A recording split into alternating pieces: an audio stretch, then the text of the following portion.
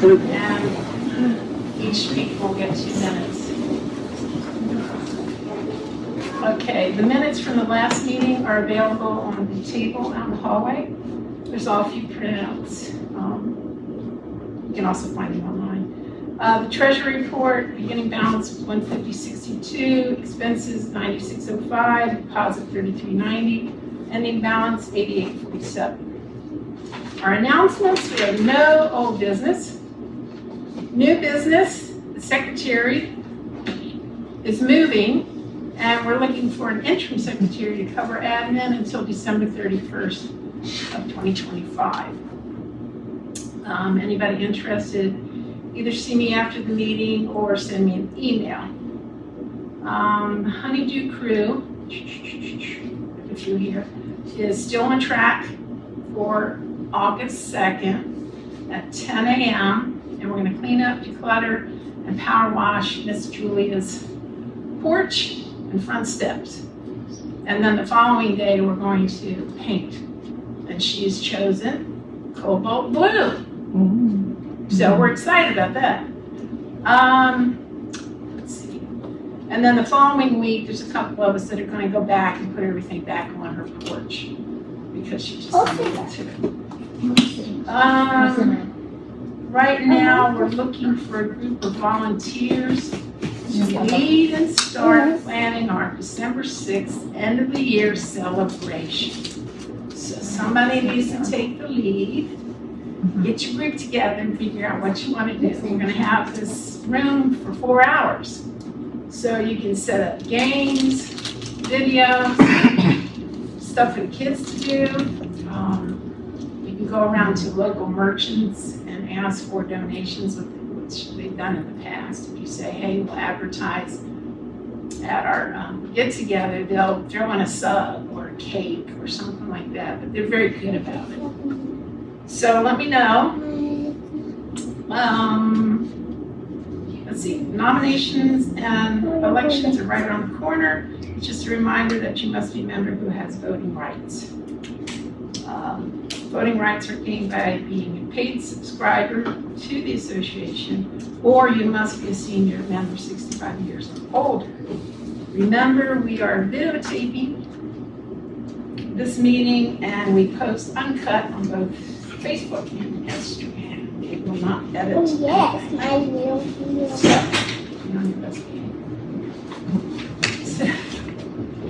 So our first guest is Dana Marshall. She is the president of the Richmond Tree Stewards. And she's got a presentation for us. Right? Yep. Okay, thank you. Sure. And I'm going to try to stick to 20 minutes, so look for something if I'm running out of time here. Okay. Thank you very much for having me. We're excited. Your neighborhood is really fortunate to have 2 tree stewards, certified tree stewards here, Karen and Melissa. The work they've done in this neighborhood is really significant. I know they have planted numerous trees in and around the area on the streets. Certainly they contribute to this amazing bioswale here at North Library. This is a way to harness rainwater and keep it from getting into our stormwater system. So it's important for our infrastructure to have units like this, around the city and in our neighborhoods. They're also going around and they're maintaining trees, either pruning or checking on mulch, and they're just great ambassadors and advocates for both young and old trees, and a source of knowledge too if you have questions about tree care. Want to know what to plant, that kind of thing. So shout out to you both, because it's really been phenomenal. Their work is phenomenal. We work all over the city, but it's great when we can find tree stewards who are sort of embedded in their neighborhood and dedicated to sort of, keeping track of the trees locally, because we don't necessarily have our eyes on the ground like that. So yeah. I don't have a clicker, so I'm gonna go through it this way. Okay, so we are an independent 501c3. Started in 2007. Actually, we were reinstated in 2007. Norm Brown was a city arborist who needed some help, maintaining the canopy, and so decided to reconstitute tree stewards, and we've grown since then. We have sort of in our world about 246 people in the system. Those are people who, for the last 3 years, have gone through our training class, certified stewards, people who are in training towards their certification, and then at this point, 76 certified stewards. So when I talk about certification, we operate much like master gardeners or master naturalists, if you're familiar with those programs. You go through a training, you put in some volunteer time, you receive certification, and then you maintain your certification by continuing 10 volunteer hours and then 5 educational hours. So we don't have any employees, we don't have any physical space other than a storage unit with our tools and all of our stuff for booths and information, that kind of thing. So we kind of feel like we play an important role here. There are 120,000 plus city trees, mostly street trees, under the Department of Urban Forestry. I think the count, including parks, is more. So 80 species or more, just a little over 80 species. Urban forestry really does not have the resources to routinely maintain the trees, so that's where we come in. We have a Tuesday, Thursday pruning crew that goes out into neighborhoods and will kind of take a swath and prune trees for clearance. We'll correct volcano mulching, try to assist with girdling roots. But these trees are under tremendous amount of stress from an urban environment. You're putting them in a little box or on a little strip of land surrounded by concrete and asphalt. You have dogs coming in and peeing on them 40,000 times a day. You've got compacted soil with poor nutrients and not a lot of aeration. You have injuries with cars and trucks. And then all of those things can also invite disease or pests, that kind of thing. So it's really important that we try to maintain, that we continue to plant trees, but that we also maintain our mature trees, particularly the mature trees. They are doing the bulk of the work to sequester carbon, to take these pollutants and clean the air. So that's our focus.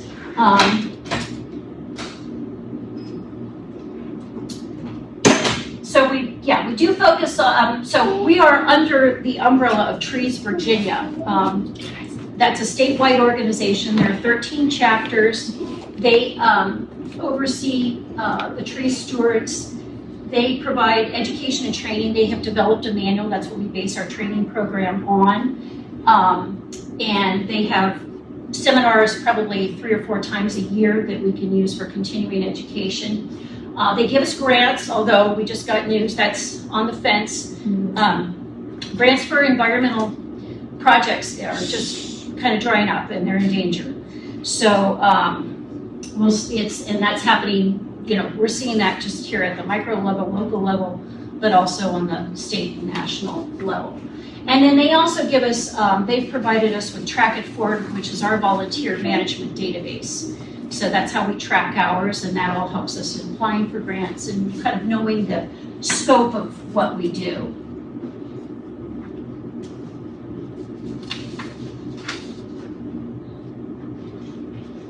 Primate existing. All right, what's going on with this? Okay, so yeah, I said we are here to promote and improve the health of city trees. So we do this through community education, presentations like this, through our social media outlets, through different kinds of seminars or little hands-on events around the city, and through our website. Planting and planning.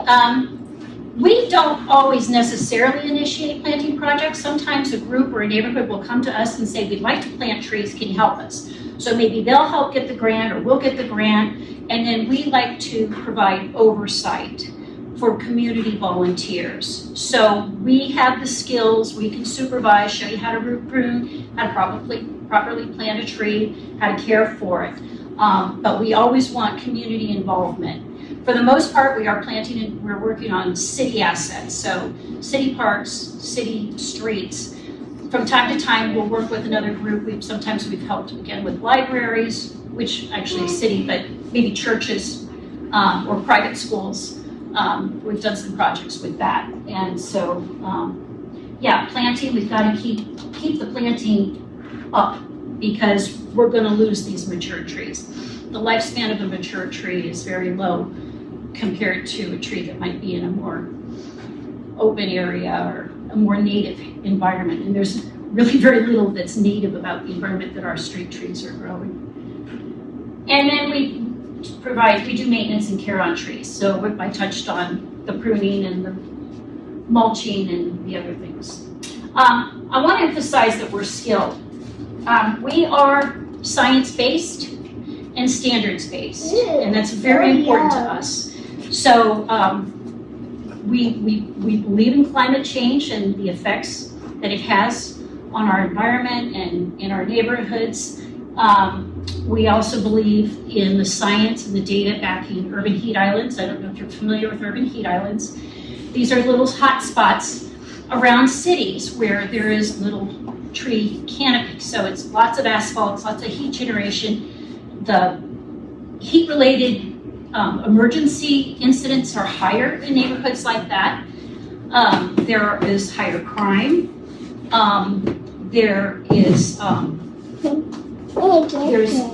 You tend to be susceptible to flooding because you don't have a root structure to help, absorb excess water and storm water.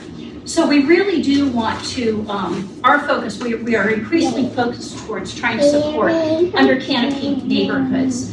The city has a goal of reaching 60% canopy coverage by 2037. We are at, the city says we're at, some sources in the city say that we're at 42%. I've heard other estimates that we're at 32%. Now that's an average, so you've got areas that are lower than that. And then you have areas like the West End and the Fan and the Museum District, and actually some parts of North Side that are much higher than that. But we want to even it out and make sure that everybody, all of our residents, have access to green space.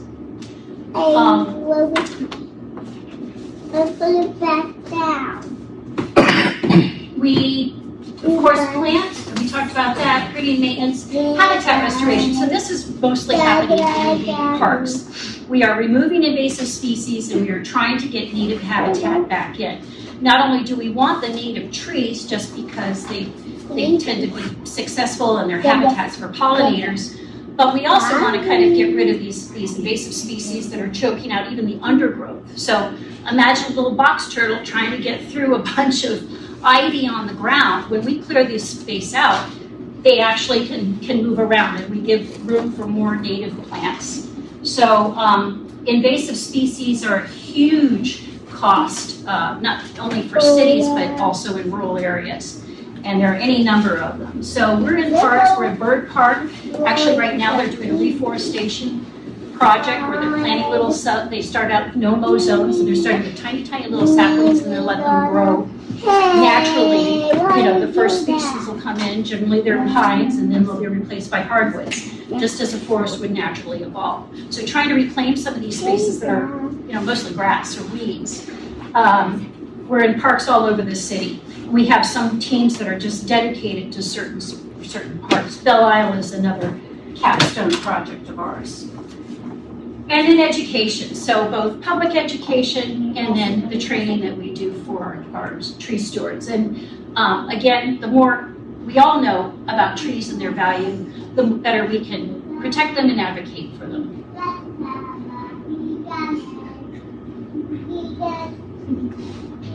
We work with a lot of different organizations around the city. Primarily, first, the two dominant ones are Parks and Rec and the Department of Urban Forestry. In order to work on a tree in the city, you have to have permission. You have to have a permit. So if you want to prune it, if you want to take it down, if you want to plant a tree, all of those things require a permit from the city. And the reason for that is they want to ensure diversity of species. They want to ensure that we planted the right tree in the right place. You don't want to put a towering white oak in the middle of a bunch of power lines. We've seen what happens, right? Dominion comes in and they just cleave them. And so we want to make sure that the trees are suited for the site. And so we work with them before we go out. We'll contact them and say this is the neighborhood, or they'll dispatch us to certain neighborhoods to work. Alliance for the Chesapeake Bay just worked on a grant over in Highland Park, southern tip, planted 32 trees along 4th Avenue. Hopefully we'll do more. Southside Relief focuses mainly on underserved areas in the South Side, but they're all over the city. Great advocates for, for trees and getting them into underserved neighborhoods. So that's an example of some of the Groundworks is actually a youth development workforce. They train a bunch of kids. They offer them life skills and then skills in environmental areas. So great programs. We like collaborations, and a lot of the folks who are employed by these organizations will come to our training classes. They don't necessarily become certified, but it's been a great source for collaboration. A compliment as of yesterday, although it's probably low because probably like every other organization, people don't always report their hours, or they wait till the end of the year and then they batch them. So we've got about 2,150 hours in, touched a little over 2,400 trees. That means we've actually worked on them, not just kind of walking and stroking them or giving them a hug, which I will do. I like to encourage a good old tree. Planting, we planted a little over 200. We've certified 13 new stewards this year. And then we also we have community volunteers. So people who aren't necessarily tree stewards, but they're coming out on work, maybe their corporate work day, or they're coming out to help, generally in parks. Not so much with the pruning, but in plantings and in park work. We really welcome our volunteers. And, independent sector, I think, comes out with a value of volunteer work based on state. So a little over $33.40.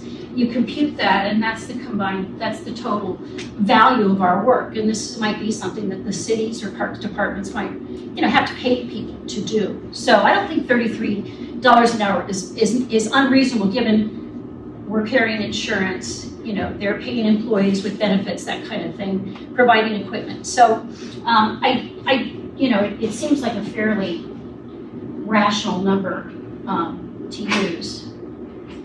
There's my cursor.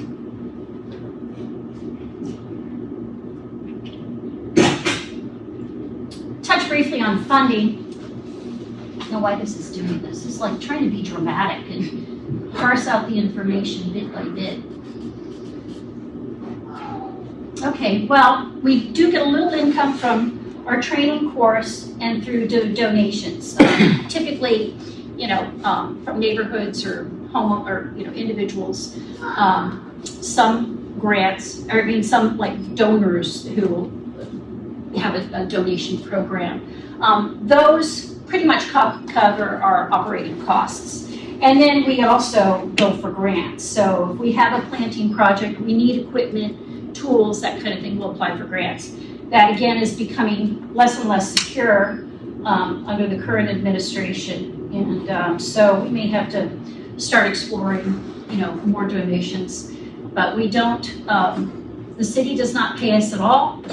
We don't sell merchandise, and we don't have any kind of membership fees. So really for us, the value is boots on the ground.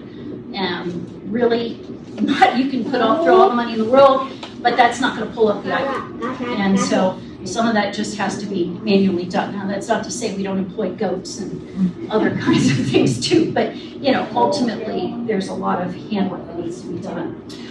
Karen asked me to talk a little bit about our training course. Our fall classes are starting in September.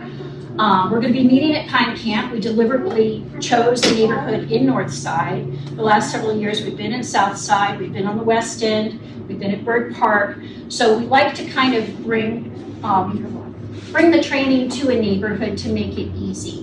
And so we are certainly seeing a lot more people in various neighborhoods of North Side getting involved and advocating for trees and even becoming tree stewards. So our deadline is coming up July 31st. Our classes are 2 hours long. They'll meet on Wednesday evenings starting September 10th and ending November 12th. And it's going to be over at Pine Camp. These are 10 classes. We have one mandatory pruning lab. Pruning is exceptional. Knowing how to prune is really important. Even if you don't like doing it, you can cause a lot of damage by improper pruning. So we really do focus on at least understanding pruning, and once you understand enough, you're going to decide whether that's something you enjoy or not. But you need to know it and certainly be able to advise people. And then we've added in some optional labs, one on tree ID. So many people who join Tree Stewards really want to know more about how to tell what kind of tree it is. And so we offer that, and then a lab on planting and invasive removal. And it's $160. It does include materials. We do have a printed manual. It's available online in a PDF if you can read it. If you can't, we'll do some pre-orders. And last year the manual was about $35, so it may go up a bit just depending on what the cost. We print them at cost. There are some scholarships available through Southside Relief. So if this interests you and you think you need some help with the scholarship money, reach out to us or Karen, and we can get you talking with Southside Relief. To become a certified tree steward, you need to attend all the classes or make them up. You have to attend the lab, so there's 21 hours there. That's sort of your basic Wednesday evenings and one Saturday. Then you need to earn 20 volunteer hours, 10 of which must be supervised pruning. Again, the emphasis on pruning. It's supervised. We ask you to join us and learn the do's and don'ts. Certainly it's beneficial for taking care of your own trees. And then again, if this is your thing, then you can, go out and help prune street trees. We give you 2 years to complete those 40 plus hours. And then you have the option, if you really dig pruning, we'll give you a test, very informal, one-on-one, sort of organic test to become pruning proficient. We have to know that we have people who are actually very proficient in pruning to supervise different projects. And then we ask that you maintain your certification. 10 hours of volunteer work, it could be field work, it could be computer work. And 5 continuing education hours. Again, harkening back to science. We want to stay on top of developments and techniques, that kind of thing. So we want people to stay on top of new science and knowledge and continue learning. I mean, that's part of the fun of being a tree steward. We are constantly learning. We're constantly talking with each other and giving each new little factoids. I got excited. I just learned that Rutgers had a study and they're finding DNA from spotted lanternfly in bat guano. So maybe there's somebody that will, something that will help, keep the spotted lanternfly from becoming invasive. So if you got a tall tree, plant a bat box or hang a bat box. We're going to go with that. So if you take the course, you're going to learn how to turn trees from this to this. So that's an example of the structural and clearance pruning that we do. Or from the junker crepe myrtle to something passable for a tree. Reporting tree injury and vandalism, we see a lot of that. And that could be in the form of impact, it could be maybe bike chains, if we can remove those, from girdling the trees, that kind of thing. But if it's egregious and dangerous, then we report to urban forestry and have them come out and take a look at it. Volcano mulching, big mistake. You see landscapers all the time piling mulch right up to the stem of the tree. We want a nice little donut with at least maybe 3 inches around it. If you smother the tree like that, you're going to get roots climbing upwards and they're going to start circling the tree. In about 20 years, that tree is going to be choked. It's going to have choked itself to death. So we want to keep the mulch away. We don't want moisture and inviting disease and pests by improper mulching. Recognizing correct and proper staking. You can see here where the tree has been compromised, and the bark provides a protective layer to basically the life stream of the tree. So right underneath the bark is where all of the exchange of nutrients and hormones and everything else. That's the growth part of the tree. So preserving bark is really important. Trees just can't take a lot of damage to the bark. And it seems minor and easy. When you carve your initials, you're really getting into that tissue and interrupting the flow. So we try to keep trees free of those kinds of things. Again, invasive vine removals, learning how to select the right tree, again for homeowners, looking at your slope, what your objectives are. Do you want shade? Do you want fruit? Erosion control, cooling, pollinators, and then keeping it into account utility lines and stop signs and all of those things. Show you how to do right tree, right place. And then how to plant it correctly. And that includes we root prune, which a lot of people are unfamiliar with, but again, we want to do that to make sure that these trees will, once planted, expand and have a good footing, essentially, to support its structure. You'll learn a little biology and some physiology, how to identify trees by their buds and twigs, leaf shape, bark, all sorts of different ways that you can learn to identify a tree. We do teach tools and safety, and safety is a big part of what we require.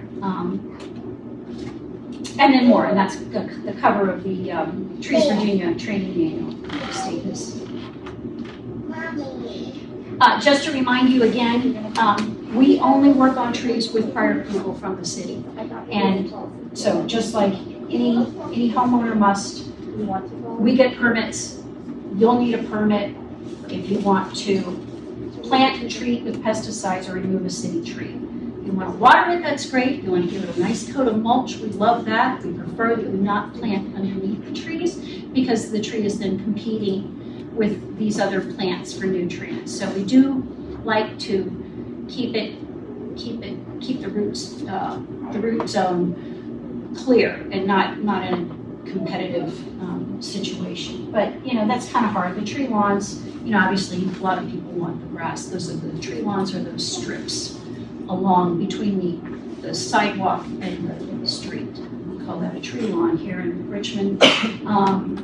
Some municipalities call them verges, and some Instagram influencers call them hell strips. So,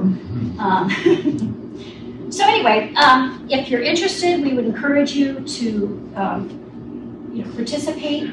Here in Northside, over by the Y, we have a nursery where we are growing native plants in gravel to encourage a really strong, healthy root structure. Those are going to be planted in the parks.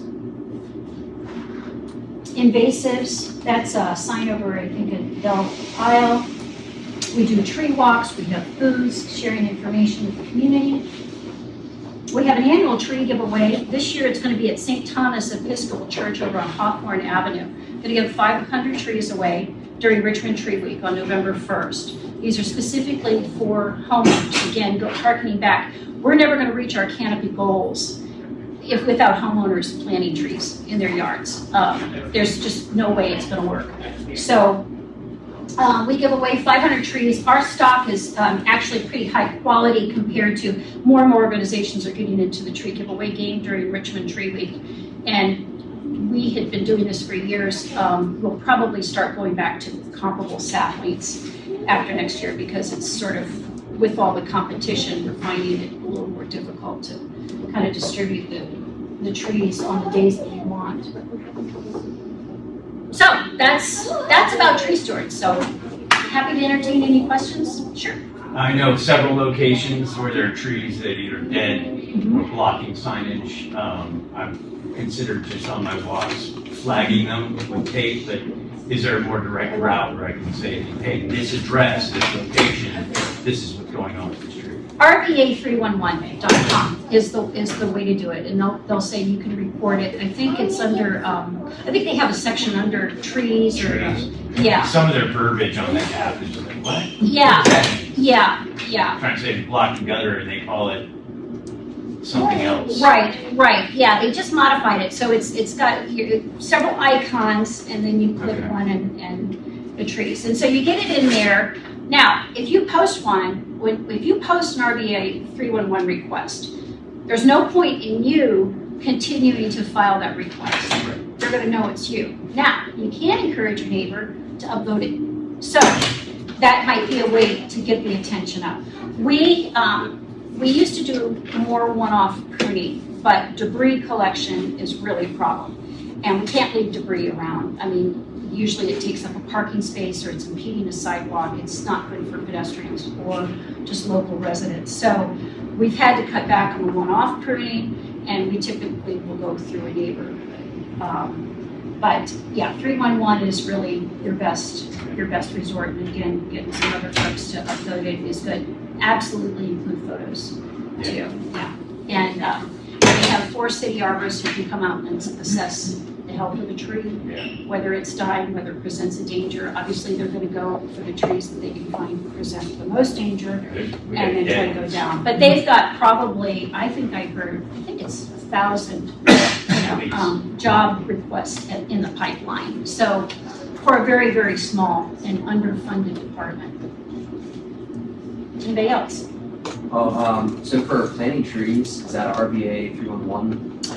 So what you do, so you can go to, I think I had it on a slide. You go to rba.gov, urban forestry. I just Google Urban Forestry Department, Richmond, Virginia. It'll take you to that page, and then they have permit applications. So there's one to perform maintenance. I think there's one to maintenance and cutting down a tree, and then there's one to plant a tree. So what you want to do is tell them, I'd like a tree here. Maybe there's already an existing tree well where there was no tree and it seems empty, or you can see where there's a spot, or you think there's a new spot. Tell them what you want to do. They would require, I mean, you can request a tree, but if you want to plant your own and pay for your own, the trees have to be 1.5 inches around. That generally means about a 6-foot tree. I'd say roughly about 150 bucks. You're going to have utilities checked, and they're going to need to approve the species. Again, harkening back to right tree, right place, and diversity. If you think of Monument Avenue, that neighborhood insisted on all these maples going down. Nature does not exist in a monoculture, so it likes diversity. We all like diversity. So that's a reason for getting permission. And so, yeah, urban forestry has those permits. And you can hire somebody to do it. They must also be permitted. Their contractors also need to be permitted. Anything else?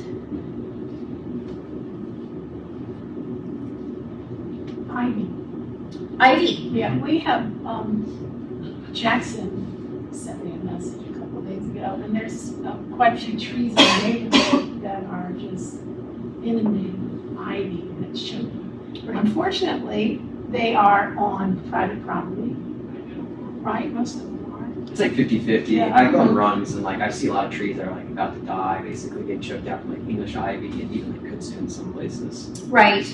I was just talking to Karen before the meeting. One program that I really would like to do is sort of a free a tree program with tree stewards, where maybe we could put a sign on a tree and say, hey neighbor, see that this tree is being covered with ivy. It's dangerous for the health of the tree. Do you mind if I kill the ivy? And basically we stop the ivy from growing. You basically cut a 2 or 3 inch strip around the tree into the ivy. So you want to cut the ivy by at the stems and just go around, and that'll stop it from growing up. And then we do try to remove it around the base. It's fairly simple. The key that we not pull it, because that will damage the bark.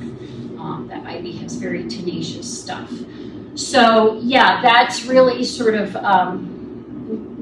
something for maybe local tree stewards to do, and maybe we could do a blitz. Part of it is just having the manpower to sort of organize it. How are we going to do this, and reporting and making sure that it's carried through. He's keeping a track of some of the trees, and then we're going to do something like that. Well, if you want to do an ivy blitz, we could do a call. We could do a day and just do sort of a group thing. And alleys are also important. Ivy is really deadly. I mean, so it's going to climb up, it's going to choke the tree, it's going to cover all the foliage so the tree can't create photosynthesis. So then the tree starts to die, but it also weighs down the structure, which is where you get falling limbs and other kinds of failure of the trees. And again, it's the major trees that are doing the bulk of this carbon sequestration and providing the big shade that was cooling our houses. So, yeah. And are alleys city property?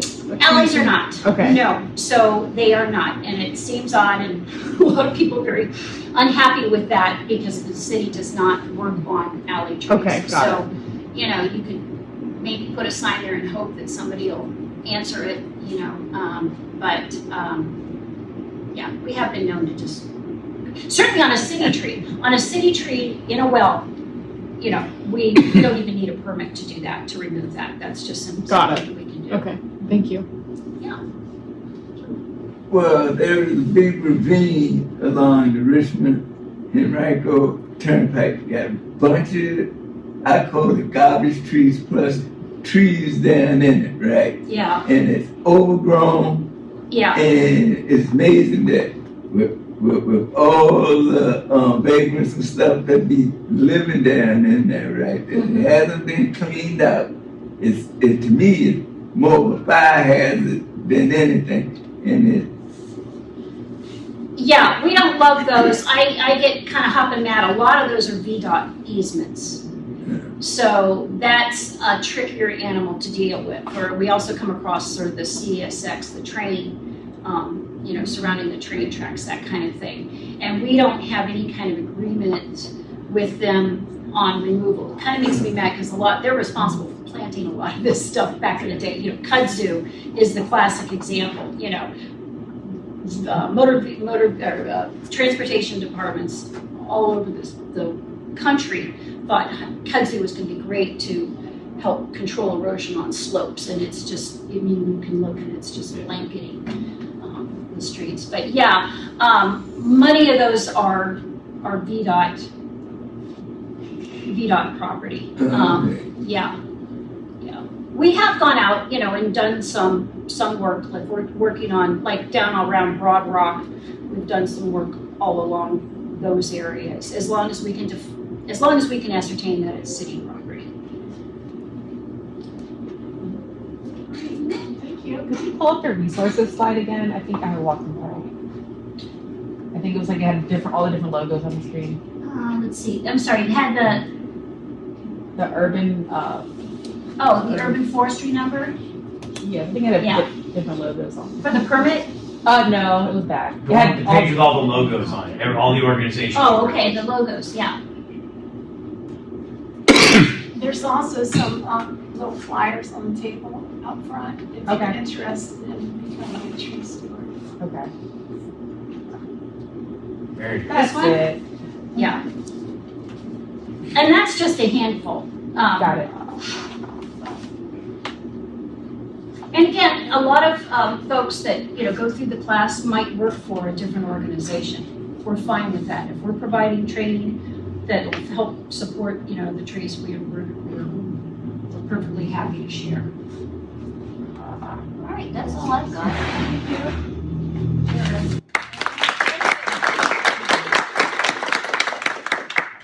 Take a few minutes while Marianne gets set up.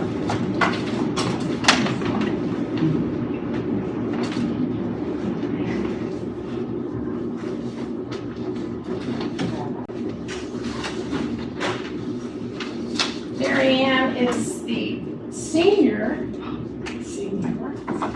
deputy director of planning. Yes, the planning department. Planning Department and Policy.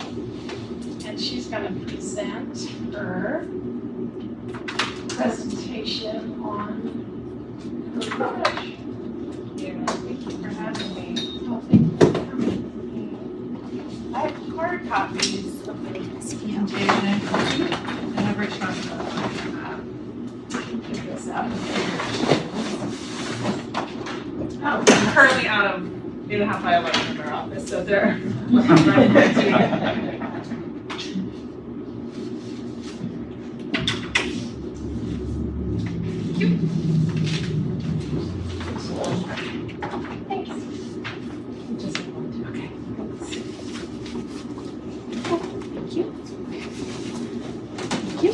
Oh, thank you, sir. Thank you. Hi. Sorry.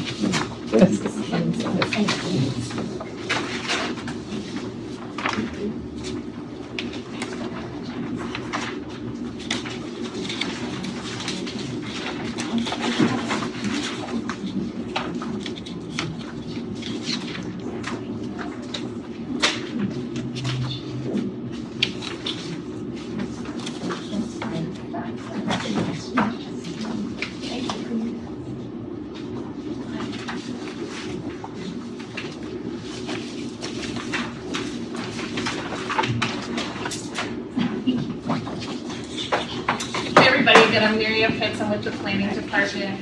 Our team is working on the code refresh project, which is the comprehensive update to the zoning ordinance. Where zoning is what you can do with your property, what you can build, what uses, how big it is. Thanks, Sid. I don't know if I want to bend over as many times as you have to go forward. So why we're updating the zoning, why we're doing this code refresh project. In 2020, we adopted Richmond 300. It's the citywide master plan that guides the growth of the city. It was after, started in 2017, so around 3 years of engagement with the community to figure out how we should guide future growth in the city. This Richmond 300 laid out a vision of a welcoming, inclusive, diverse, innovative, and sustainable and equitable city, and listed 6 big moves in order to achieve that.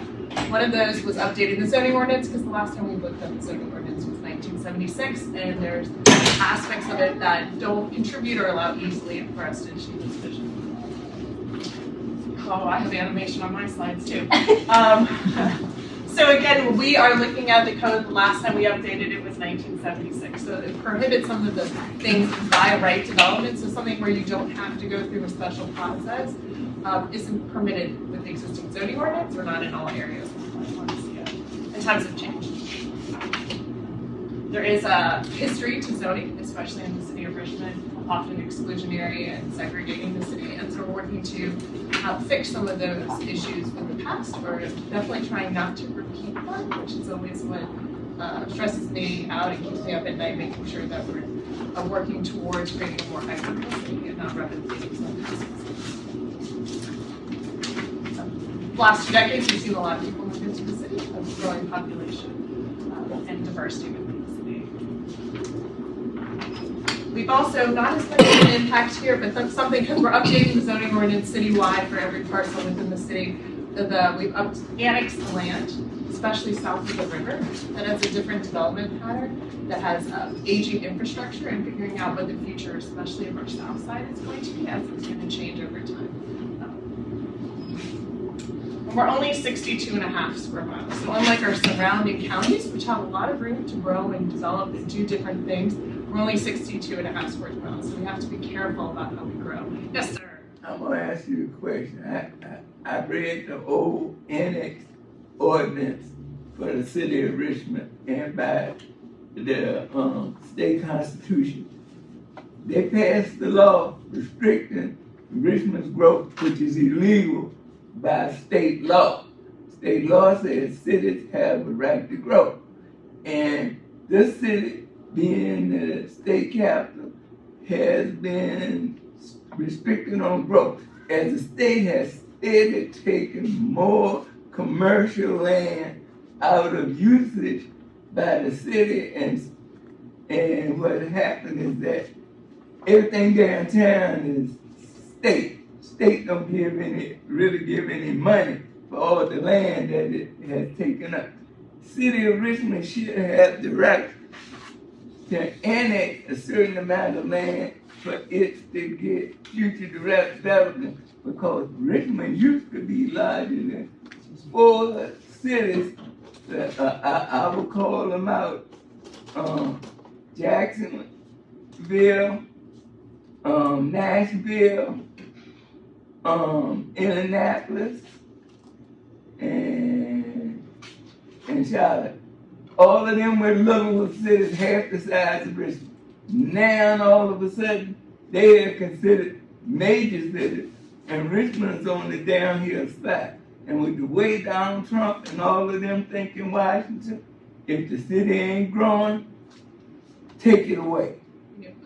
We've been having this conversation, and I think it's come up a lot as we've been looking at the zoning ordinance, that we're kind of at this point where are we growing to this larger mid-sized city, or lots of people, or are we a smaller city, and how do we guide this growth? How much growth are we looking for? You know, we're so attractive, and we're getting a lot of people coming in, even though we're a restriction of 62.5 square miles. So you'll hear in the conversations I'm sure you have with your neighbors, like what kind of city are we, what city should we plan for? Well, there's one thing else I want to say. Putting these big tenement buildings, as I call them, you ever been up in them 3-story buildings in a residential area? do not do anything but destroy the residential area. You go up in the New York area where there's a lot of tenement-like houses, and there was residential neighborhoods, everything's a slum around it. Because tenement or rental property only stays good for 10 years. Then after that, the people that own the property don't care. They get the money and they don't care about fixing it up. So what happens is that the neighborhood surrounding it starts to falling apart because that area is falling apart. It's just like we got a little business district right here. I don't want to see 3-story apartment houses on the street. I'd rather be fixed up like they did Curry Town, right? And make sure a business district for that, right? For trying to put apartment houses in places where they shouldn't be is horrible. They got over near where the diamond is, they got a lot of apartment houses in industrial areas that make no sense. You got a business in between apartment houses that don't make any sense. And they're right on the street. We're gonna interrupt you and move along. Okay, I know, I just want to hear It's it. really funny because We we wanna want to see see the whole comments we thing. want, and today I'm gonna share a lot of information. So Okay. you can be informed and ability to provide comments. I just want to make sure everybody, like, we're kind of level set. I'm like, this is what's out there right now, and this is your time to provide comments on it. One other thing that you'll hear oftentimes, the council declared a national housing crisis in 2023. We're looking for options for more places for people to live, more opportunities for people to live in all prices. So the process, we began in 2024 by bringing a consultant team on board, so people who have worked on code, updating codes throughout the country, and also an engagement consultant that's helping us reach populations that typically don't participate in city processes or don't come to civic association meetings. Like, how do we reach those people that may not be connected to infrastructure? We began by creating a pattern book, which I feel as the most confusing name because it's not telling you what pattern you should be. It was just looking at existing conditions analysis. I think that's what we should call it because it's looking at what's on the ground currently. A big part of that discussion was a lot of our neighborhoods built and then the zoning came on top. And the zoning didn't even match what that form was. So oftentimes people have to come in, if you just want to build a single family home like your neighbors, you have to come in and get a special use permit or get around the zoning through that process. The pattern book shows really where there's concentrations of that in some of our neighborhoods that are the zone R5 and R6 to for single family neighborhoods. So that's what the pattern book looked at. Portions of your neighborhood are within this pattern book, so I can bring that. We can also have more discussion on it, but it's some baseline information that helps us figure out what the actual form is, especially in these neighborhoods that we want to continue with us. We also worked through May through February, creating the zoning framework, creating some zoning districts. In March through now, we've been working on the draft information. So we're currently creating this draft order, and it looks like every time I do this slide, I hate it because it looks like we're done. We're really just in the meat of it, and probably the thing that's the most understandable and easy to comment and provide direction for us on is right now at this point in time. So this last part of the process, creating the draft, is coming in 3 modules. The first module, which is information that was shared at public open houses at the end of June, are the districts, a draft map, and draft use table. The next module, which the consulting team is working on, is the development standards. So these are citywide standards, including landscaping, transition. A big thing that I think is going to be very informative is how do we transition from our commercial districts, our more mixed-use districts, to our more residential districts. And we're looking at setting back and step backs. So they're exploring that, signage. This is all coming as a part of the development standards. And then module 3 is administrative provision and other provisions. So how are we going to use this ordinance? And what are those tools if we need to, if you don't comply with the zoning? So that'll be a part of that module. Right now, module 1 is all online with your ability to comment through September 10th, just so we have an opportunity to take those comments. And the hard part of figuring out how to make the changes based on those comments to get something back in November. In November, we'll be bringing back the revised material in addition to those development standards, the draft form, and the administrative provisions. Ultimately, City Council will ultimately approve zoning ordinance sometime next year. So Richmond 300, as I mentioned, is the citywide master plan. One thing you'll see, the image on the left, is the future land use map. Future land use map guides the growth with 10 broad categories. So the yellow is our residential, the beige is our neighborhood mixed use. These are broad categories that have a range of heights, a range of uses within these categories, and the zoning is where we're going to dive down to get into some of those details. So you might see a community mixed use category that talks about 2 to 6 stories. It doesn't mean that a 6-story building is what it's going to be zoned for. It's just applied in different parts of the city and different heights might be appropriate. I'm going to briefly go through all the districts, and if you guys similar to other presentations, so I apologize if you've already seen some of this, but I think it's helpful for everyone to see. The residential detached districts. Our first district, the RC district, our residential cottage district, is the district that is replacing our current mobile home district. So it requires smaller units and allows for multiple on one lot. Currently, when you see the map, it's only mapped where there's existing mobile home development. It hasn't been used to map elsewhere, but we're exploring whether it's a tool that could be used to bring a different style of housing, more affordable housing, and something that would actually be used. We have working groups that are helping us through this process. Karen and Buster are on our High Quality Places working group. We also have a housing working group, and they've taken a look at whether this is an actual tool to be used, so we're still evaluating this one. Then we have 3 more standard residential detached districts, RDA, RDB, and RDC. The difference between each of those is the minimum lot width. And the RDA, the low, requires a 90-foot lot width as a minimum. RDB, 50, RDC, 25. On each of these lots, it's proposed that permitted to have 2 dwelling units and an accessory dwelling unit on each of these lots. Not required, but that would allow for 2 dwelling units and an accessory dwelling unit, which is a change from what current zoning allows for.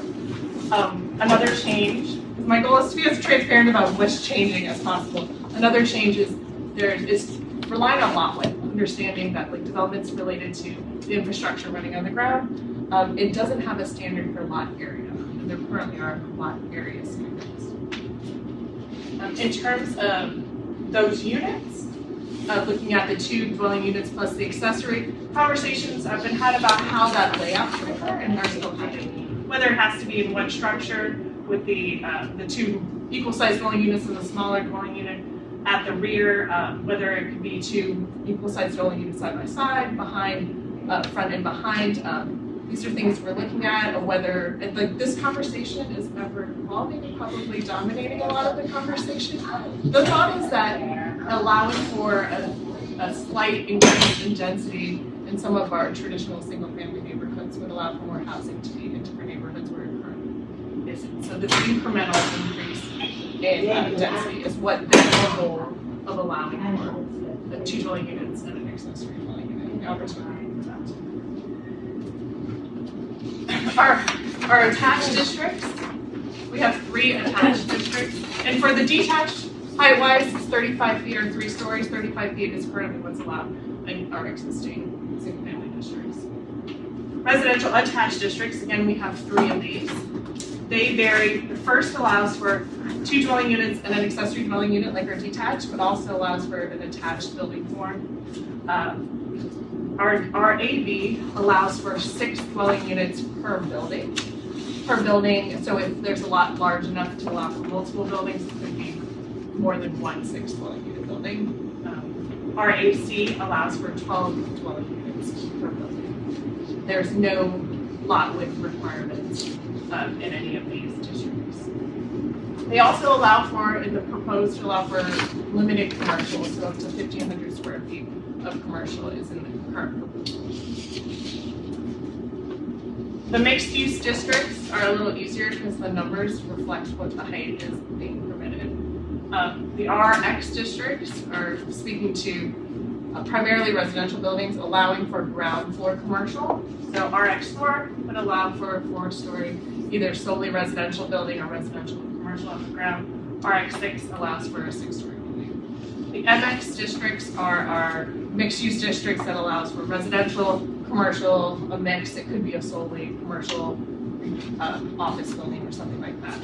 In the MX, begins with a 3-story height, a 6-story height, and there's an 8, a 13, and the MXU is unlimited, so very significant. You'll see it mapped, some of the more high intensity along our, Richmond 300 has this concept of nodes and priority growth nodes when we're targeting growth, and also along the transit corridors, making that connection between density and transit, people being able to access jobs and Quick Yes. question. The MXs, is there a lot width requirement on those two, or they just do what they like? Right. Let me just double check. Do what they like? I don't think we have lot width requirements. I think the lot width requirements are only currently in the. Yes, no lot width requirements. No lot. No lot width. Again, everything's a draft. These documents are online, especially if you're interested in some of the standards to get into the details of those. One thing, as I mentioned before, right now we're doing the development standards. The transition standards might affect, so if something is MX6 but is abutting residential, there would be some requirement about it having to be set back and maybe upper story step backed from that surrounding residential. So the impact of the height wouldn't be felt as much on the adjacent residential property. The potential to get all the way up to 6 stories may not occur in some instances. This is something we're looking at. I just want to put that out there so as you look at the districts that the height may be a different impact. The next set of districts are like the Scottsdale neighborhood Joe was speaking of before, the IX districts. The master plan had a land use designation industrial mixed use, recognizing we have these neighborhoods that are transitioning from industrial to a mixed use character more, but still allowing for some of that light industrial to remain. So this is what these districts do. They allow for the light industrial to remain, but also recognize that apartments can be there and commercial can be there. Scott's Addition, Manchester, as we're changing over time. So IX6 at 6 stories, IX8 at 8 stories. We do have traditional industrial districts, so the industrial light is primarily interior buildings, kind of industrial uses. Industrial heavy is more high impact, large footprint industrial uses. And then there's the CG4, which I think we just call CG now, but the commercial general is one district that we're still exploring where and how it can be used. It allows for more auto-oriented uses and a more auto-oriented, car-oriented layout. The master plan is like visionary, pushing for in 2037 what the city should be, calling for really all walkable neighborhoods of human scale. So it doesn't really call for this type of development, but we recognize things may not change immediately over time, and there might be a need to allow for some of it to remain. You'll see it's not mapped in very many places, but it's one of the districts that maybe we should have and figure out how we can map it better. Then our institutional, open space, and cemetery districts. Institutional, yes, ma'am. I'm so sorry. Just going back to the light industrial districts, I know that master plan district is that diamond revitalization. Is there an anticipated ratio of green space walkability? So like for every percentage they're putting up that sort of 4 to 8 story multifamily, that they're also ensuring like 20% of it has a green space ratio to offset? See, the details of the Diamond District, I know there's lots of like shared open spaces as part of Yeah. that project. I don't know all the percentages, but I'll say Okay. the new zoning ordinance is proposing to require amenity space. Oh, perfect. Currently, we have a usable open space requirement, which allows like balconies to count towards it. Like, to be honest, like that doesn't really get to what we've been hearing. So this is proposing to allow for, to encourage community space, pedestrian accessible, providing like trees, benches, making habitable. Another one of our working groups, and our working groups are open, so if anybody's interested in some of the nitty gritty of this, our environment one was looking at how we can modify some of that language to encourage really more green, less hostile spaces, requiring that. You have to provide this if you make it more accessible. That's what's currently being proposed, but we're working towards making that better than currently, where like you can't put a building and your balconies can count toward your usable open space. Is that green roofs, are those at all a factor in terms of, you know, I can't necessarily think the proportion of setback requirements that as an alternative? We've been, yes, and I think as a part of the development standards, we're gonna get into a little bit more details of how we create. Thank you. I'm sorry. Institutional, I just want to draw your attention to, because the current institutional zoning is only really used for larger institutions because it speaks to the creation of a master plan. So VUU is institutionally zoned and they have to bring their master plan. The new zoning ordinance is proposing to have institutional refer to all civic uses. So you're going to see it mapped a whole lot more. And it's also mapped over churches. One of the permitted uses currently being proposed is to allow for housing in institutional as a permitted use. So as you look at the map and you consider this institutional district, this is another one that I always point out, like I think you need to think about, and it speaks to, this one, its height is reflective of the surrounding neighborhood. So if a church changes or wants to do more, it can stay that institutional but allow for different uses. It's currently how it's proposed, but it's a different use of a district, even though we have institutional currently, it's barely mapped. But going forward, it's going to be used more. Open space is for publicly owned open space, so just acknowledging it and putting it on the map. It's not going to include privately owned open space, or it doesn't include that. And then the cemetery uses for both public and private cemeteries. Right, so this is, hopefully I have the boundaries of your civic association, so they're different than our neighborhood, Northern Brighton Heights boundaries. This is your neighborhood, so the majority of the area is that residential land use, so acknowledging that it's primarily residential with single family, potentially duplexes, other uses in the neighborhood. Where with some commercial corridors, so that community mixed use. The micronode concept and the other nodes concept, some of our nodes are high priority growth nodes, you'll see a definite bump in density there, but other ones are just where there are centers of community that is acknowledged in the plan and where you'll see also one thing I wanted to point out, that purple line on north is the enhanced transit. So the master plan called for additional transit to go along that street. So you'll see that's why in a couple of seconds you'll see a little bit a higher zoning district along north because connecting that to the transit.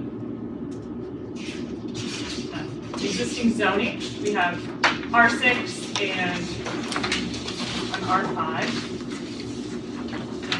Mainly residential, single-family residential in the R5 areas, and R6 is our single and two-family residential district. The suburban business, which is a lower scale, and some B2 is a lower scale commercial. This is the proposed draft zoning map, so the one you'll be able to go into and leave your comments on online. How this map was created, one, Richmond 300, so there's future land use designations where they enhance transit. There's another concept of major streets where potentially more density. That was the guide. Two, we looking at the existing zoning, so what permissions are currently afforded to you on your existing property. Three, what's on the ground, and these were all what was looked at in the creation of this zoning and how the lots are laid out. That was what was looked at in the creation of this map. So there might also, some assumptions were made looking at things. Some of it was done by our consultant who isn't local, and like local staff was fact checking against any red flags. So there might be like some errors that look really apparent to you. So please take the time to look closely at the map. We're going back and looking for it here. So along the corridor where those commercial areas are is primarily proposed to be rezoned MX3. So that's that 3-story mixed use, allowing for commercial, a mix of commercial, residential, and residential.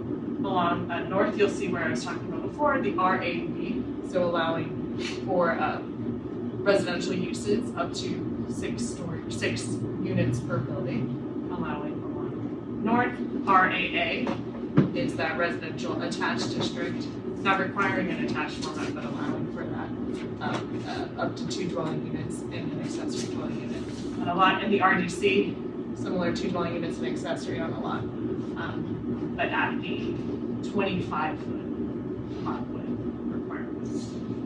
You'll see some RX4. Now I have to know why some of them I was like, I don't know why we did everything. It might be acknowledging the existing R53 zoning. And you'll see some institutional for some of the institutional uses. I did want to share, so the draft map uses and district information is online. We're going to do all the process that I talked about before. There's also, if communities are interested, we've heard a concern about demolition. We've heard a concern about historic preservation and future design of what comes back. So we're looking, there are other tools. At first we were going to get the base zoning, and if you look at the base zoning, you'll see more form-based things. So you'll be a little more confident that if a new building comes, that it'll have better design elements, because we're trying to make that into the base zoning. But there's also opportunities to a demolition review district. It's not going to prevent demolition, but it's going to make it take a little bit longer. 2, the design overlay district. So if there's things that are important for you as a neighborhood when new construction comes or you rehab that needs to be looked at, that could be something we work together on. And 3, an old and historic district. I don't know if you know of the old and historic districts. They require the review of the architectural review for exterior changes. Really, the goal is to preserve that historic fabric and new development to be compatible. These are all tools we can have conversations about. Originally, like I was saying, we were going to get everything in place and then we'll come back. We recognize that communities want the assurance that if we're comfortable with the zoning, these other things might need to be in place simultaneously. So if we're interested in that, we can have conversations. The fall, which I realize the fall is like almost here, so I keep saying that. But we're working right now on getting a 2-pager on like what our existing tools are and what potential other tools could be that we can have to you. The goal is to have it done by August 8th, so we'll have it to you probably before you guys meet in August. We can have that to you by then. But I just want to share that because it's not really on any of our maps. The next few slides, it's more for you guys to have. I don't know if you can see too well. I apologize if it's small. Kind of summarizing each of the districts that are relevant to your neighborhood. One thing I wanted to share, kind of this form-based element of making sure new development is better. The setbacks, that if you go into where there's an existing complex, you have to match those standards in that existing range. There's a building coverage percentage that I'm not sure we got right. It feels it's higher than what's currently there, and it's one of the things we've asked the consultants to even before we close the comment period, that we need to look at that because it's a lot higher than in all the districts. So you'll see that number. So all the districts are here. I'm going to take a deep dive. If you go. Oh boy, Does that work? If the main head office.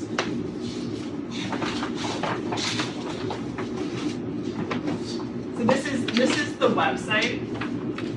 We have an advisory council that's helping guide the development of the work that we're doing. So they're more of a sounding board, but they've been taking a lot of public comment at their meeting. They've been both in person and virtual. So if you have thoughts, if you have thoughts, get it in the online format. You can send an email to me. We're making sure we're calling. But if you want to speak at a meeting, their next meeting is August 13th. But if you go down here, you'll be able to access this interaction. I just looked on your website and I saw that Buster, I think, has already done a YouTube video. We're going to do a webinar that your video is probably going to be better than our webinar, helping to, do what I just did to you all, to go through the districts, but also to zoom in with this map. Ben, where do you put comments on that page? Because every time I go to put comments, there's nowhere from here. This is good. You go here. does that disappear or something on the page? Because that's never appeared. This over here, Yeah, that's never on my, what do you, I've got this, I've got your left hand, I've got the map, I never see this thing with comments on it, right? I can click on one of the dots and see the comment but that's you don't left on have that dot, this? but I don't have this, your comment section there does not appear. You do? I'm gonna retry it. Are you, are you using a Mac? No, Are you, what it's a browser? brand new Dell computer, What browser? Windows 11, so I'm using Chrome. I believe if you click on the speak bubble that's on the top right of your screen, it'll go away. Is there a speak bubble there at the top, those three icons? No, you got a person, an eyeball, If I do and the a eyeball, plus.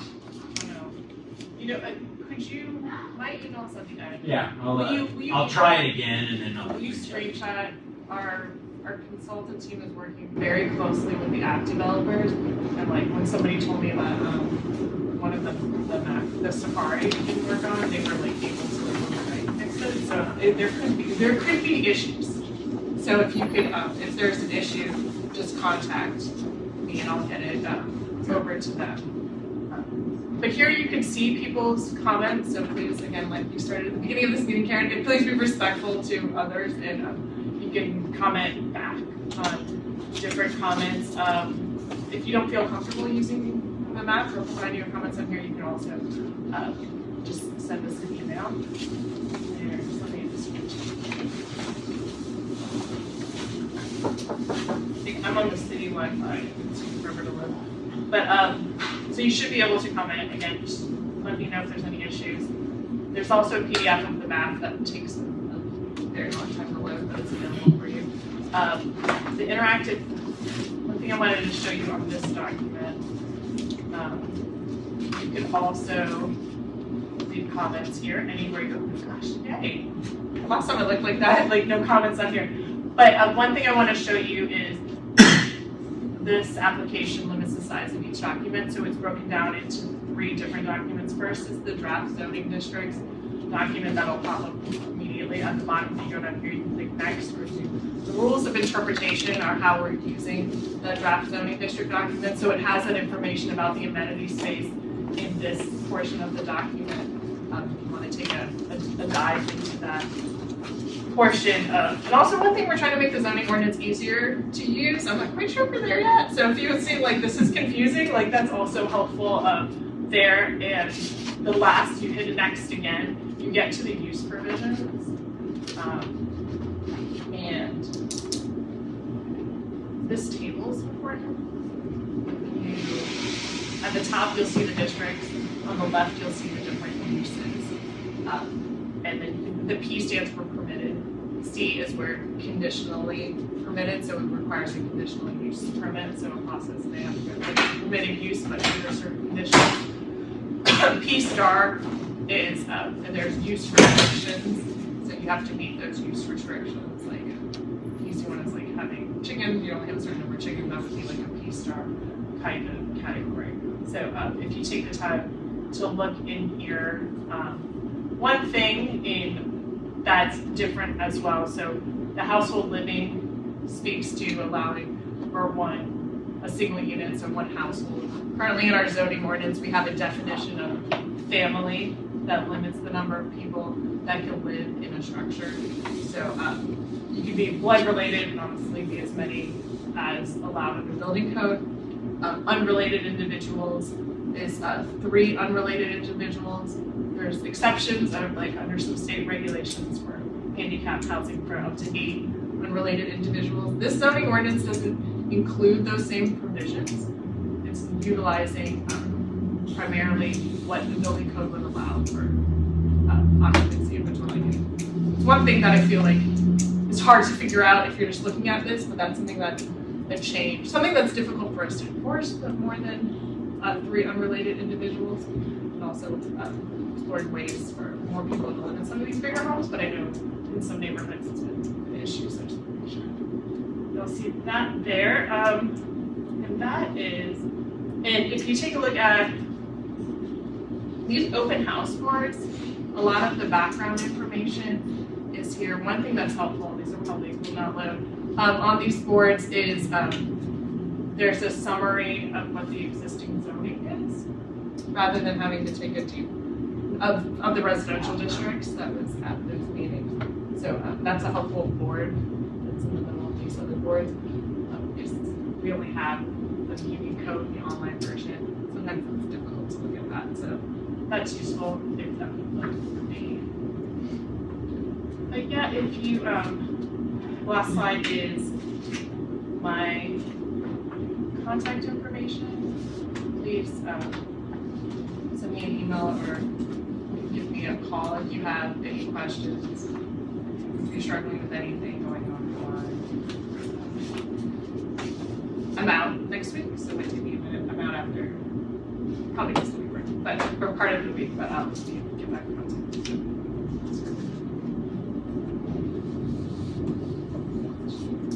Yes, ma'am. You said that the working groups are open. Where do you see the list of the different type of working groups? We have not set. The goal of the working groups is to look at materials as they're provided. So with module 2, we haven't really received anything from the consultant, so I haven't set the dates for those meetings.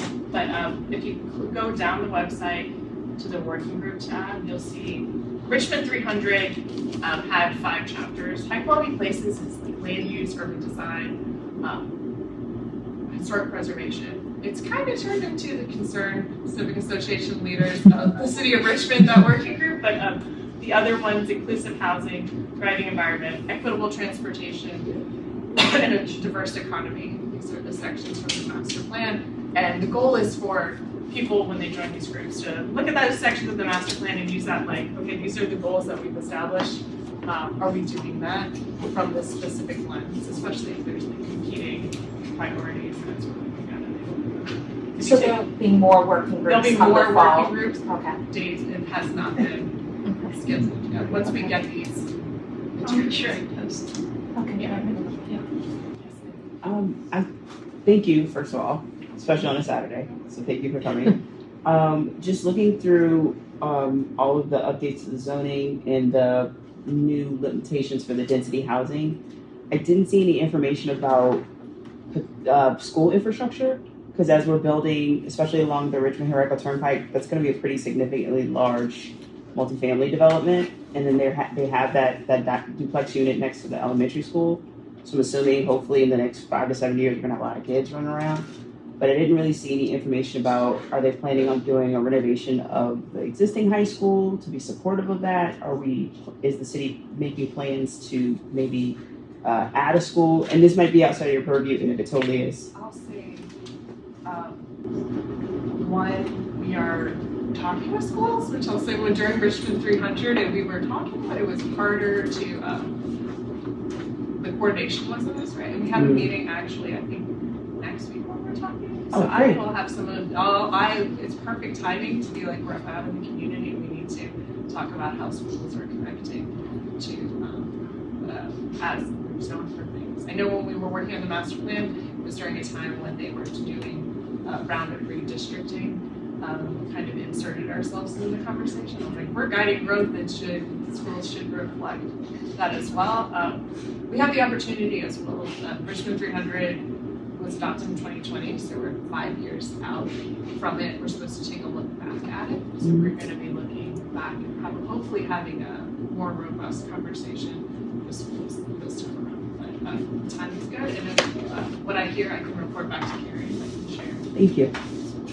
What's just kind of like the early experiences and sort of public comment? Are you getting a lot of pushback when people don't want to change, or are you or are you getting people really excited? Like, what's kind of the vibe just from we are getting, I feel almost like the extreme ends of the conversation. We're getting like we're not going far enough with density, and we're ruining everything. We are getting, and kind of the goal is we want to make, I personally just want to make sure people know what's going on, and you're part of the decision, and we're not doing something that people don't know about and like have buy into. But getting the conversation from people that are just like, I want to know and have an opinion on something. I think that's where we're missing is kind of that middle ground. The council person, Jordan was at a meeting with us, and she said that specifically. It's just making sure more people know about it and inform their opinions. But we're getting people that are excited about that we're pushing some of these concepts and that we're implementing the master plan and relating it to the transit and maybe not going for the two dwelling units and the accessory dwelling unit. I think is something that a lot of people have some concerns, need more understanding, like how is it going to lay out. One thing we're going to be doing is an economic study to really see, once we get the zoning a little bit more at a point where we're like at maybe a second draft of it, to see what actually is going to be built. Is it going to truly, is everybody going to tear down homes and build this? Probably not in a lot of neighborhoods. So looking at that, I think will be helpful to have more data behind some of the conversations. But I'll say those are probably, that issue probably dominates more time than not. And then the concern with demolitions. So that we're encouraging demolitions and displacement. How we kind of to that thing at the beginning I talked about. I don't want 10 years from now people will be like, oh my gosh, they ruined the city with the zoning. How we look at demolition and trying not to encourage displacement while also providing housing opportunities. Speaking to the infrastructure like schools, I mean, so we certainly know we've got a problem with our water system and sort of basic infrastructure, all the stuff underground. So is there going to be sort of a price to pay to play for some of these developers in terms of, the load, obviously with increased density, it's more pressure obviously on our fire and our police and our schools, but also in terms of just, handling the load of more people coming in. I mean, is that part of a zoning consideration? And also when they come in for their building permits, they're gonna put in better infrastructure that's currently allowed, and we're gonna improve the situations. But I think we have talked about whether you underzone something to require more things that you want, new incentives, and having that conversation as we go through the development standards. I think that's where the incentive aspect is going to come into. So I'm sorry, I guess where I see sort of some of the problems right now is it does seem that there are certain, we're kind of giving approvals sort of not really with an overall goal in mind, and there are, things again, from a tree perspective, okay, so no, you don't have to, we're going to waive this requirement on setback and stuff. So I guess the point of this is to sort of leave less judgment to certain department heads or pressures or whatever, right? And so I guess, is that what you're saying is going to happen with the new? Okay. The goal is to have less special use permits. Right. So it's the things that we want to see happen to be things that are allowed by right, but it's not going to be, they're not going to go away. There's still going to be things in neighborhoods that are still going to be special, right, in terms of like the scale and intensity of things. So there's still going to be things that are going to go through the discretionary use process. Ideally, the master plan, which was guides what gets approved, and it's not directors willy-nilly approving things. Like right. It should be, and that special use permit process, a lot of times the neighborhoods like, because it gives you your opportunity to weigh in on some of it on the board. So that is still going to occur, but the goal is to allow for the kind of development that we want to see to happen by right. That's why I think it's really important to be a part of this conversation, because some of it is legitimizing things that require special use that you may not be comfortable with, and so I think participating in this opportunity. Along that line, I noticed that the verbiage has changed to conditional use permits. What's that process look like? Are they going to have the same process as they do for the current special use? Or we have, I noticed that in the zoning districts regulations, use and regulations, it mentions that they're going to notify the civic association that's nearest to them. They'll notify all the residents that live within 150 feet of the property that's asking for the change.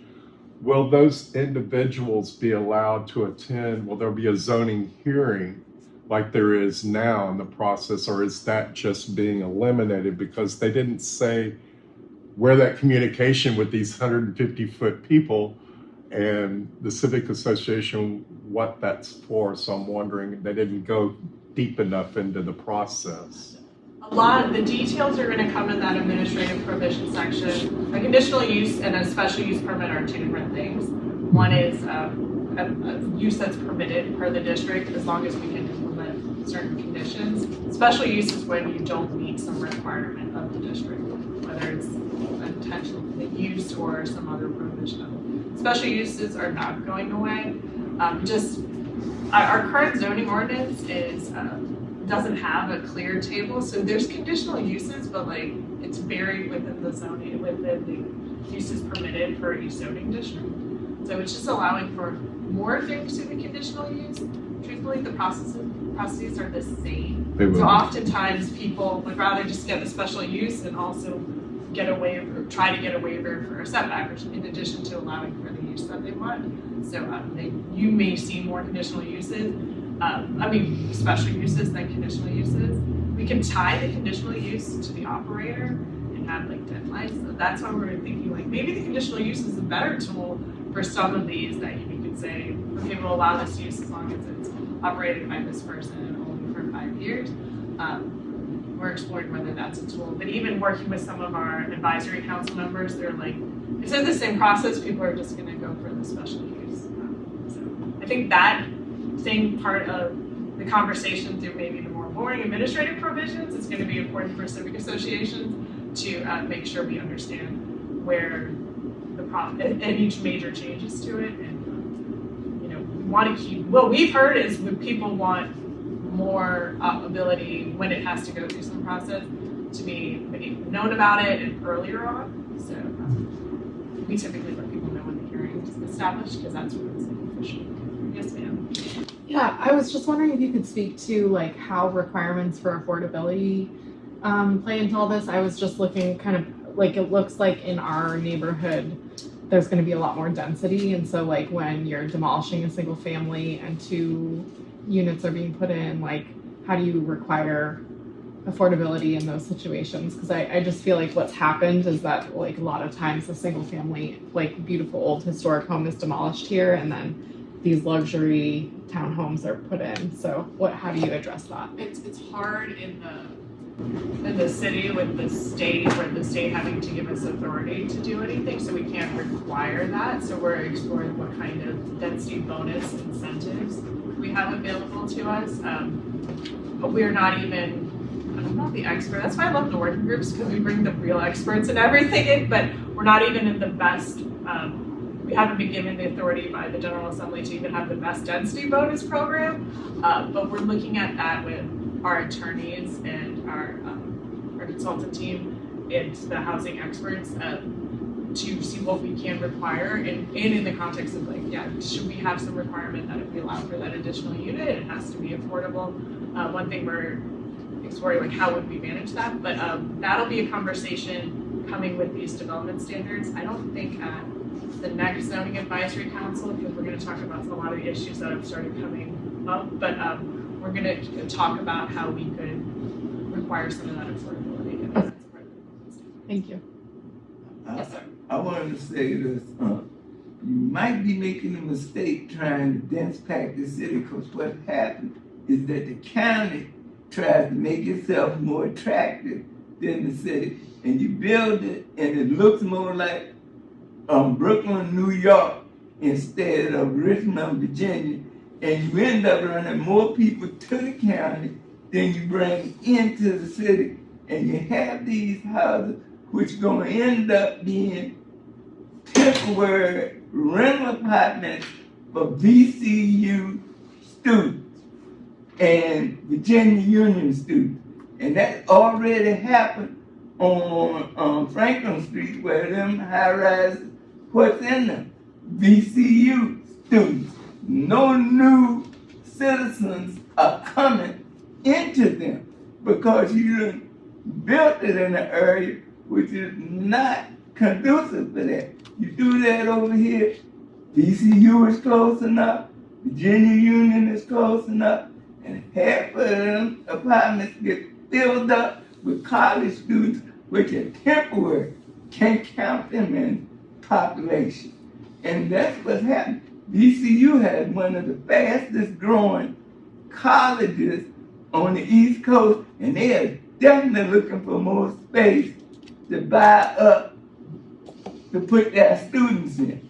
Because there was a hospital downtown, which was the Richmond Doctors Hospital. When they went bankrupt, right away VCU swooped in and turned it into a dormitory. Are you going to make everything around here a dormitory? Because that's what it's looking like when you go to these three-story buildings everywhere. But they don't look nice after a while. Look on Chamberlain Avenue, the old folks' home that they built right there, which was what was it, Emmerich Chevrolet area. Right across there was a little truck place that they built the old folks' home. It's inconvenient for the old people that live there because the street, the entrance is right out on the street. They can't cross the street, they can't get around. Are you going to end up doing this to the whole city? That's what I'm getting at. Just putting up high-rise buildings do not ensure that you're going to get citizenship density up. You run people away from them. A lot of people who got money, who can afford to buy a house, will not want to be in Richmond anymore. Yeah, I think that's why we're here, kind of to hear your thoughts on like what is appropriate, what keeps you in your neighborhood, like what makes your neighborhood attractive, and like how we can provide job opportunities for housing for others in your neighborhood. But I'd like to say something.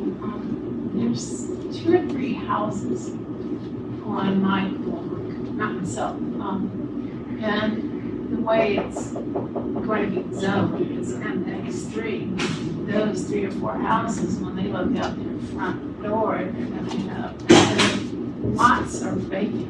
For some of the houses have already been demolished, and they've been zoned retail for a while. So, I mean, it's prime. I was an investor, I grabbed them up. But the people that are on the opposite side of the street, they stand a chance of these homes. So she's talking about these 3 places right here. Yeah. They're gonna look out their front door, and they've invested $400,000 or $500,000 in the home, and not knowing that this is coming. It's a little concerned that they'll leave because the little charm. is the concern of a 3-story structure going across the street? I think they're MX3, which is MX3. Yeah, it's MX3. Yeah. Yeah. Yeah. And then it's a small, I think it's a little under 30 feet offset from the curb. So they have a little bit setback. It's a setback kind of. Yeah. But still, it's just like, But the rest of her block on her side of the street, it's RAB, which also allows 3-story. And that's a concern of mine. I'm in the next block down. I've got RAB behind me and RAB in front of me and RAB in the next block. And am I eventually gonna have 3-story buildings all around me? Is your house 3 stories? Currently, you can't. No, No, you don't have the upstairs. it's not. My house is within the footage that they have for 2-story. So the city, so currently if you're in R5 and R6, you're allowed to go 35 feet, you can go 3 Right. stories. So like you currently have those permissions on in your residential lots. So we kept the permissions that you currently have. So that's consistent with what somebody could now demolish a home and build as a 35-foot structure on it. We can look at, I think, like the setbacks are something that we've had conversations with, like, are the setbacks, especially for some of the mixed use that have, like, I'm gonna shut the book, but that have limited setbacks, is that right? As we think about where these are going in, there's not the space on the street to do the street trees within the right of way, so we might be setting things back. So that's a great comment to have, like, especially when we talk transition standards. I've been talking about when they go back to back, but if there's an interest in transition standards where the resident, when they're on opposite sides of the street, we can add that. But it looks a lot different when you're actually standing on the lot and you're imagining a UDA that's 1,000 square feet added to that lot. And then you're imagining a 3-story building behind you and a 3-story building in front of you and tons of cars. And it just leaves me feeling claustrophobic. It just makes me feel like everything's just too compact. I understand it's about density, but it just seems like it goes too far because, like in my block, I've got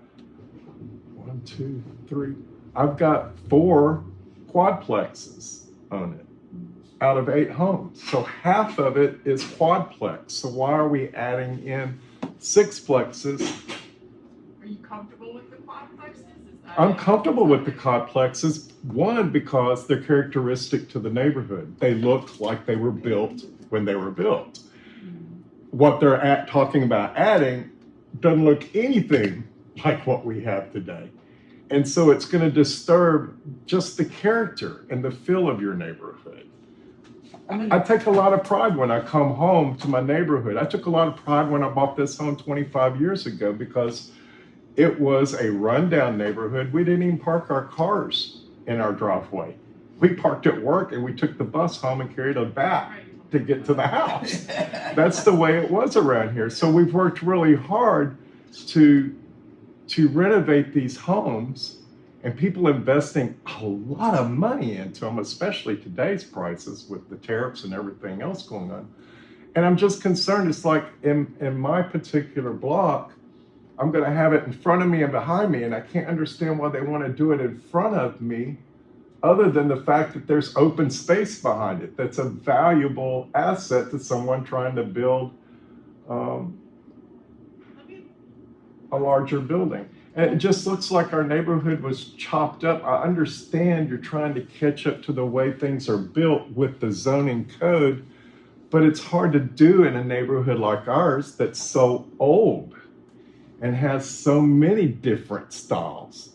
And I also think NIMBYism isn't the way to go. Like, there's a balance between, like, Charlottesville maintains its existing facade while being developed, because that's the facade that the area agreed upon. I don't think it's a good idea to throw the baby out with the bathwater. Well, I'm not throwing the baby out. I mean, that's one of the things I'm really concerned about, is that the facades look like everything else that's already here. I mean, And that's not being discussed. It hasn't been brought up. it does sound like we're in the draft stage, right? Right, and that is definitely something that we can discuss, whether we discuss it citywide for all the zoning districts or something like that, or it's discussed on a neighborhood by neighborhood basis of what level of protection your neighborhood is interested in. Those are the kind of conversations that we'll be having in the next couple months. Again, our team is working on getting this. I apologize, sorry. I knew I've had your hand raised forever. We're working on this 2-pager that's going to go over what the tools are.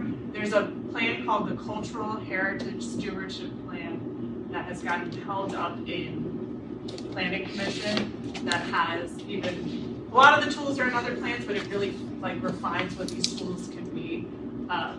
If you're interested in that, take a look at it. Let the Planning Commission, your council member know if you want it passed. But it's we're having. There's going to be more tools that we can use, and I'll get you this 2-pager we're going to have worked on. Yes, sir, I'm sorry. So just to provide perspective on somebody who's going through it right now, my neighborhood, we got a development in the back of our neighborhood. We were told about it, we were informed, so we knew what was going on, but we were not provided the ability to make the decision. It was just done. And they laid out all these things that the developer was going to do. And they did improve some of the water piping under the back. They had to. They're putting in 175 apartments. They got forced to add speed humps in our neighborhood, which we've been asking for 20 years. They were not approved until a developer came in.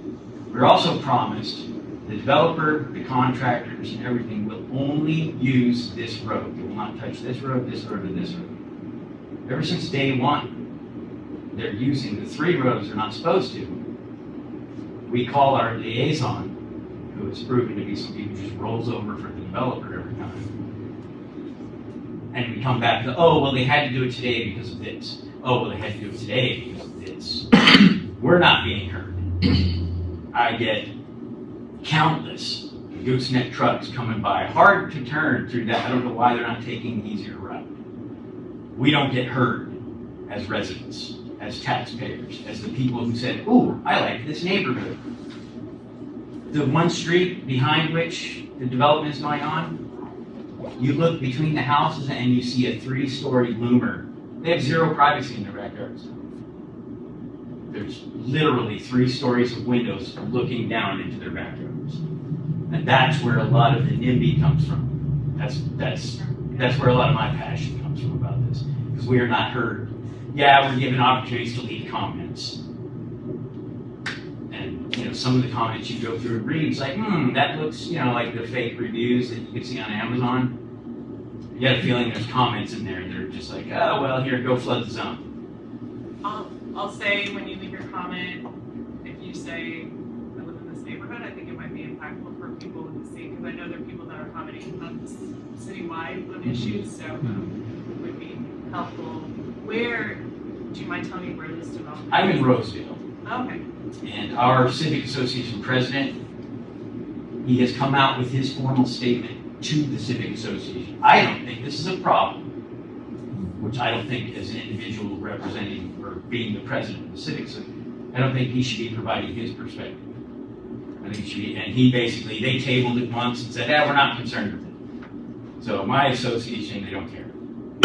But my association also rolled over the developers in our neighborhood. We have 100 homes in our neighborhood. Now we have 175 additional homes, which they're going to use our streets, and they've given 1 parking space per apartment. I don't know many apartments that only have 1 covered. Will you send me, when you send me the emails, if it's still messed up online, what that is? Because I would just like to see what developments. Yeah, it's right behind Imperial Plaza. Okay. Yeah, I'll send you information. I got a question. But anybody been to Houston and saw the mistakes they have made doing the same thing we are trying to do? I lived in Texas. Houston has a big high rise and the person's house is right next to the big high rise. You go around it, he's the only house in the neighborhood. They done tore down the neighborhood and put up all these high rises. You see these houses dotted all in between these high rise buildings. Look horrible. And then you be talking about dense pack in the neighborhood. Yeah, there's a lot of people in Houston. There's a lot of underpaid people living in Houston too. Because you don't attract a high class of people into a neighborhood full of apartments. You attract the working class normally at the lowest level. A person that's trying to get ahead wants to own a house. He don't want to live in an apartment. Now, older people that in apartments downtown, which were the old tobacco factory houses, yeah, all the people want them because they're made more like upscale houses in New York. But when you start building these apartments anyway, I got a granddaughter. She lives in one of them 3-story apartments. Looks nice on the outside, horrible looking on the inside. The floor, even though it's just a concrete floor, no tile or nothing on it, nice looking building on the outside, but they look horrible on the inside. And the thing is, they build them as cheap as possible. They don't have no metal construction on the floor. How long is a wooden frame 3-story building as an apartment house going to last. In the older apartments around here, they used to at least have big timbers in them. Now they just made with 2x4. How long is that building gonna last? And then they put vinyl siding on the outside. Cheap vinyl siding is that on the outside. Put a little brick front up. And oh yeah, it's a nice looking building initially. But it's a 10-year lifespan building for high density. How long is that neighborhood gonna look good or it's run down like places like in New York where all the tenement houses are? Are you building tenement houses for Richmond? I'm not building anything. No, I'm just Like, saying. the zoning I'm just telling. I used to go to the zoning meetings, and they used to do dumb stuff like they wanted to make downtown two-way streets, right? And I argued with them. The streets are too narrow. You cannot have two-way streets. Then they went to the aesthetics law. All buildings had to look a certain way. I jumped up and said, companies build buildings the way they need them, not the way you want them to look. Let them build what they want. Finally, the city got around to realizing that companies build buildings the way they want, not the way you want them to build. They kept a lot of companies away from Richmond because you stifle their growth. Downtown, you can't save everything in Jackson Ward. You can't save everything around there.